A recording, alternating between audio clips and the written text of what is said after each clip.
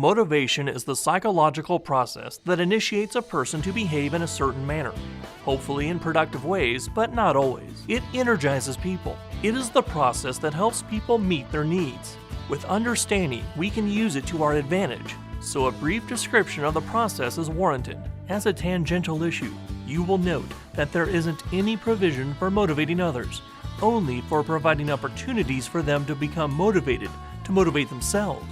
And this is done by offering them a chance to meet some need of their own.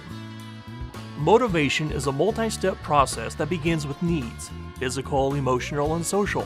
Abraham Maslow, a well-known psychologist, proposed in a 1943 paper that human needs are arranged in a pyramidal hierarchy of 5 classes of needs. Higher level needs depending on fulfillment of lower level needs as a prerequisite to their own fulfillment, labeling the 5 levels of needs from the most basic to the most complex: biological, safety, social belonging, achievement or recognition, and personal growth, previously termed self-actualization.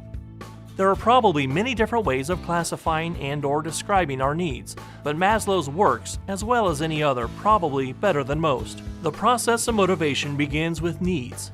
At the first stage, when a need is unmet, a person begins to experience a subtle sense of discomfort, at first below awareness, but the longer the need goes unmet, the more discomfort is experienced until it forces itself into conscious awareness. If the unmet need is lower on the hierarchy, it trumps unmet higher needs. For example, if a person's biological need for food is unmet, it will ultimately demand attention to the exclusion of needs for security or recognition. We will risk a great deal to avoid starvation. When the second stage of clear discomfort is reached, we embark on the psychological process of identifying and labeling the source of our discomfort, as in labeling the pain in my stomach as hunger. Once the feeling has been labeled, a person enters the third stage of exploring ways to alleviate the discomfort, thus satisfying the unmet need. A person typically identifies 2 or more ways of meeting a need. The fourth stage is to evaluate the list of alternative paths to satisfying the unmet need. That is, to filter the alternative actions through our various sets of values.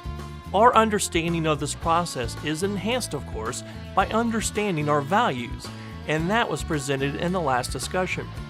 The best or most preferred way of meeting the unmet need, the highest priority value, is typically selected, but if there are unreasonable or insurmountable obstacles present, then the next best is typically selected. The fifth and final stage is to finally act or behave in a way that will actually satisfy our unmet need. Some might refer to the entire process of activating behavior to meet a need as motivation. Furthermore, some might refer to the feelings associated with drawing discomfort to our attention, or encouraging a repeat of the behavior through experienced positive and reinforcing behavior as emotion. The significance of this presentation is that it might help you to discover how you experience your needs, options you have to meet your needs, and the ways you most value to meet your needs. Don't let them just happen, but consciously select those that will best serve your mission in life.